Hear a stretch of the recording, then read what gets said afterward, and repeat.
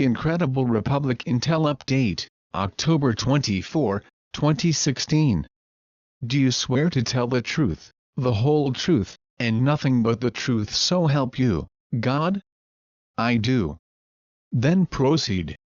Okay, so your much prayed for RV is tied directly into the release of your Republic of the United States being restored. They're just now deciding to show you what they've been working on for 20 years.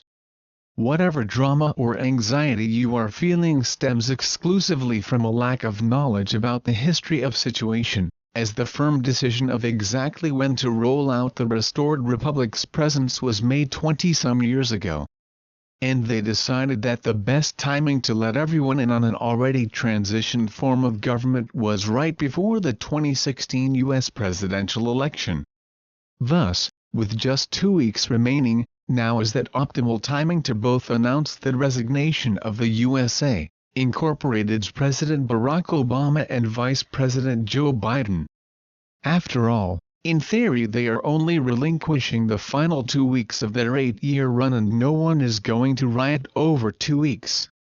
So knowing that this transition was upcoming, the Chinese elders made Pope Francis remove President Barack Obama, Vice President Joe Biden, and then Speaker of the House John Boehner reign, so as to make room for the global choice for leading a restored republic could be inserted via the constitutional line of succession. Speaker of the House is third in line for the presidency should the president or vice president resign.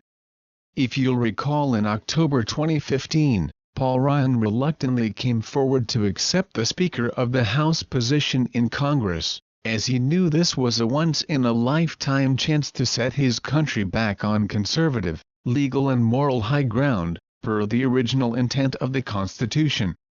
It also was his chance to be president and possible get 2 more terms, so 9+ years as Republic president.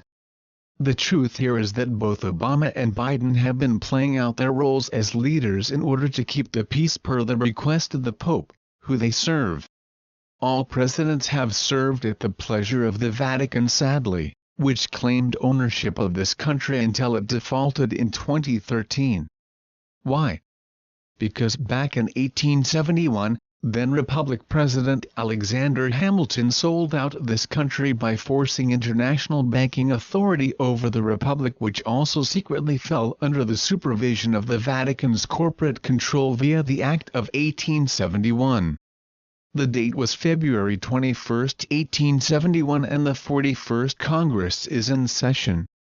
I refer you to the Acts of the 41st Congress, Section 34, Session 3, Chapter 61 and 62.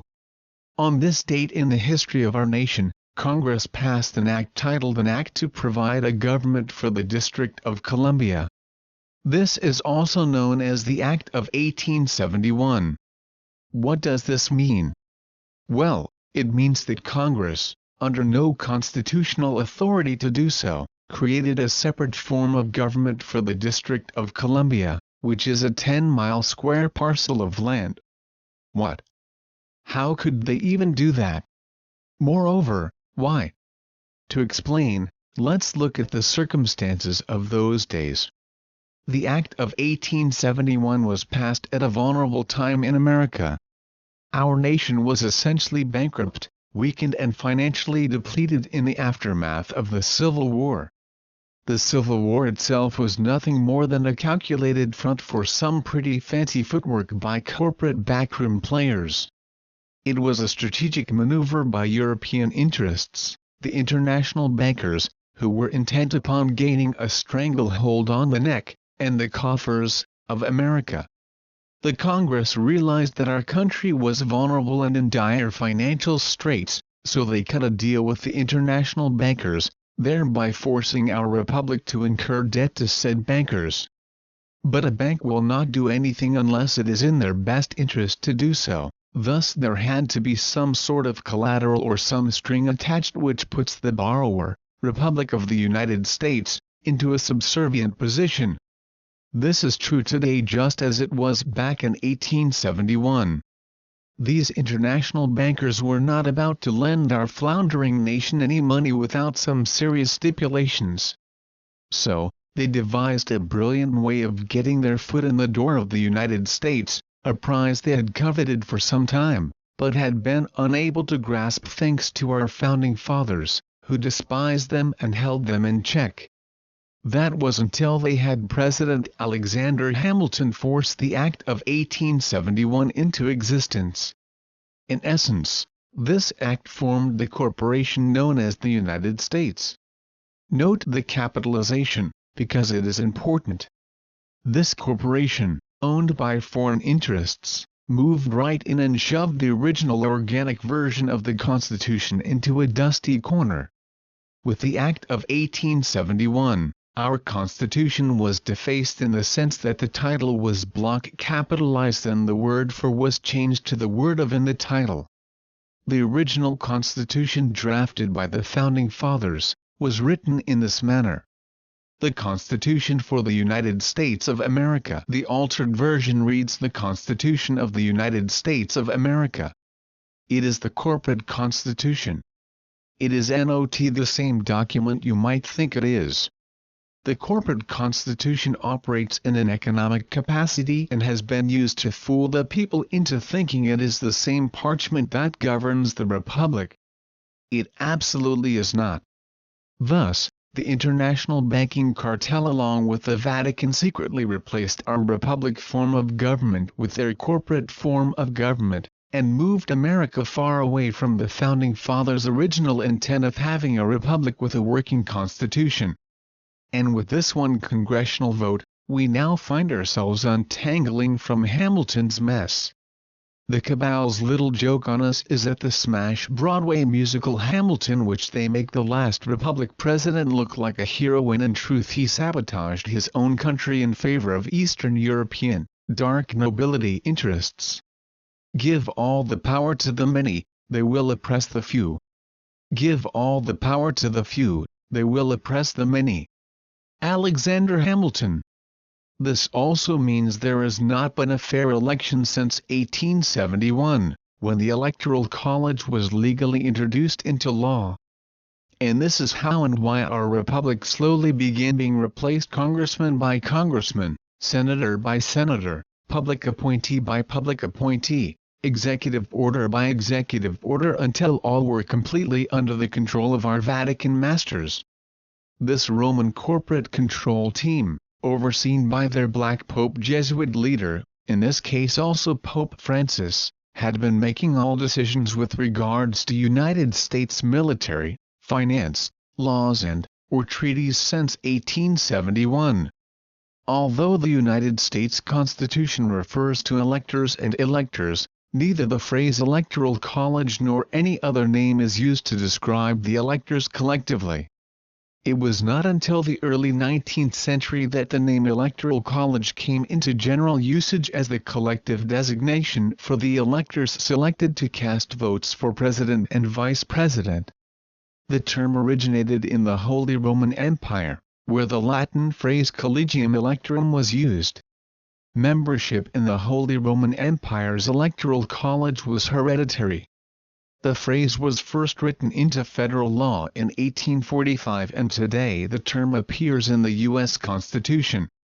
If the American people ever allow private banks to control the issue of their currency, first by inflation, then by deflation, the banks and corporations that will grow up around them will deprive the people of all property until their children wake up homeless on the continent their fathers conquered.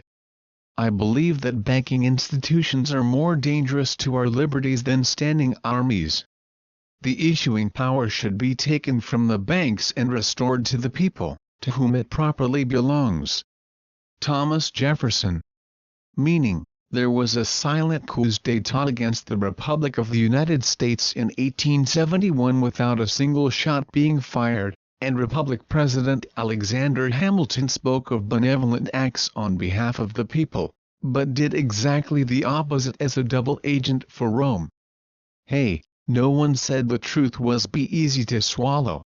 But all that changed in September 2015, when Rome was made to release the Republic of the United States back to its citizenry and ultimately back into its own sovereign control, as we are witnessing right now. Thankfully, the same silent coups d'état can now be seen restoring of the Republic of the United States form of government, as it has finally been made whole without technically a single shot being fired. What comes around goes around, I suppose. Because neither Hillary Clinton nor Donald Trump were ever determined to be president. Yes, even hardcore, tough as nails Hillary. In fact, both camps agreed in exchange for amnesty, Hillary and Bill, and financial, real estate favors, Donald, were always on creating the smoothest possible transition for reintroducing the Republic to the American people. This has included Hillary's health scare and her chief of staff's WikiLeaks emails. And Donald's womanizing videos and business practice exposure. All of it has been planned to the last detail. Ironically, even the leak of John Podesta's emails were made by John Podesta himself. What incredible planning, with incredible public lying in order to incredibly protect the public safety. Just incredible. The good guys even laid the blame on Russia as a boogeyman for affecting the U.S. election, as this is standard pay-op strategy, as every sting needs to appear neutral in its final objective and thus give the appearance of multiple outcomes for the individual to choose, when in truth there is only one outcome. It's planned and it will be implemented regardless of personal choice. Therefore, Hillary and Bill Clinton, John Podesta, FBI Director John Comey, Loretta Lynch, Donald Trump, WikiLeaks, Project Veritas, all major and alternative media outlets including CNN, MSNBC and FOX are well aware of the transition outcome and playing their part to create a sense of realism to the inevitable conclusion, meaning, a restored republic form of government has already been returned to its original constitutional intent. And a restored republic currency of rainbow money has now been issued, less Federal Reserve Bank. And yes, even a restored republic president has already been inserted without any major disruption to public confidence. So if you are still struggling to believe some or most of this, keep one thing in mind moving forward: isn't this election the oddest you've ever witnessed? Why is that? What the hell is John Kerry running around the world doing? Why is President Obama and Vice President Biden completely ignored and unaffected beyond normal lame duck status? Why is the Speaker of the House running a presidential campaign from that office? And better yet, why has he been signing military operation orders as Commander-in-Chief since October 2015?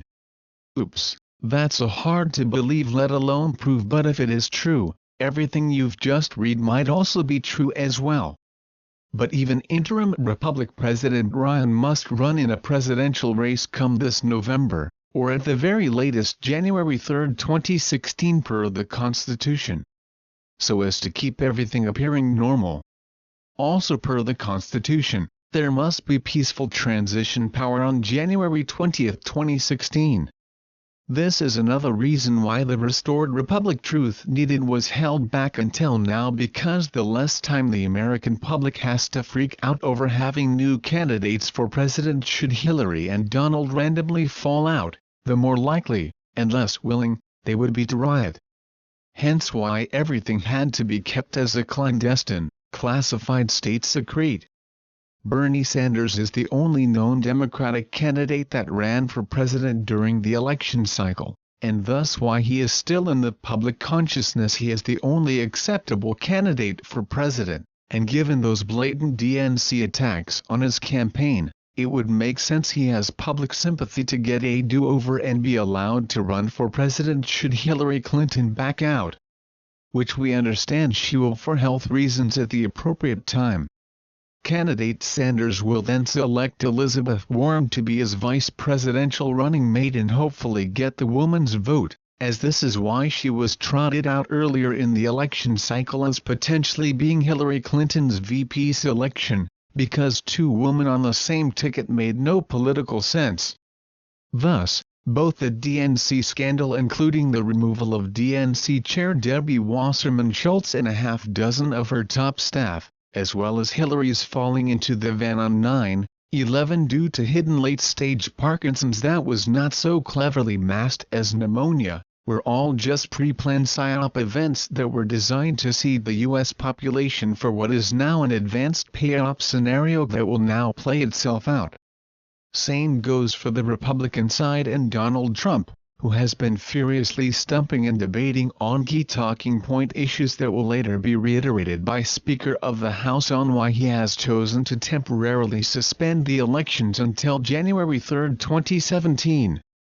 These same talking points will then be the basis for interim Republican President, House Speaker Paul Ryan to suddenly prompt the U.S. Congress to not only suspend the U.S. presidential election till January 3, 2017, but potentially investigate Hillary Clinton as to the mass voter fraud uncovered by WikiLeaks and Project Veritas. Interim President Ryan will also not so quietly reset the U.S. dollar back to the gold standard, which falls under U.S. Congress authority, and place the money printing for the country back with the United States Treasury and not the private Federal Reserve Bank. No, all of this has long been planned. Nothing is organic to the current state of affairs. Donald Trump will then patriotically step aside because Hillary Clinton will magically resign due to health reasons versus face public prosecution. This allows interim President Ryan to run for the presidency. Trump will demand that he must keep Mike Pence as his vice presidential running mate, who is actually Paul Ryan's choice for VP and assigned to Trump. All will sing Kumbaya in the presidential race between 45-year-old Republican conservative interim Republican President Paul Ryan and 75-year-old liberal Democrat Bernie Sanders will continue on with the current U.S. election cycle and meet the January 20, 2017 peaceful transition of power ceremony. By the way, Bernie mathematically has no shot of winning the president with his platform after 8 years of a Democratic presidency. But the legality and basic appearance of having an option other than Ryan must be made to satiate the people's desire to participate in a democratic election. Trump will then stump for Ryan in order to get even more free publicity for his brand. Ryan will win in a landslide and go from interim president to president. And no one is the wiser. Plus, no one will riot as everything appears to have been handled according to the Constitution. You see, folks, everything that is happening now was not only planned, it's been in an execution phase for several years in order to appear organic. Everyone is doing their part to create the illusion of normal election suspense, when in truth, the final outcome has long been decided and no other possible outcome exists. So the RV everyone is waiting on is not a maybe kind of situation. It's an absolute. The question is timing and how they intended to roll out the transitional changes inherent with replacing a form of government, a currency and a leader. Ironically, this same execution phase, transition rollout, is playing out on every other cabal corrupt government, with every other cabal corrupted currency, and every other cabal corrupted leader. They're all being thrown simultaneously, lest their country's awareness. Incredible to think about, let alone follow with a calm heart. But this is what the Global Government Treaty, known as GESARA, Global Economic Security and Reformation Act, is forcing everyone, nation, race and culture to accomplish now, as together we are now executing a completely benevolent pre-planned transition of our entire human experience for the next 1,000 years. And you're alive and in position to both witness and profit from it. Talk about incredible. Aloha Kia Kua, God is love.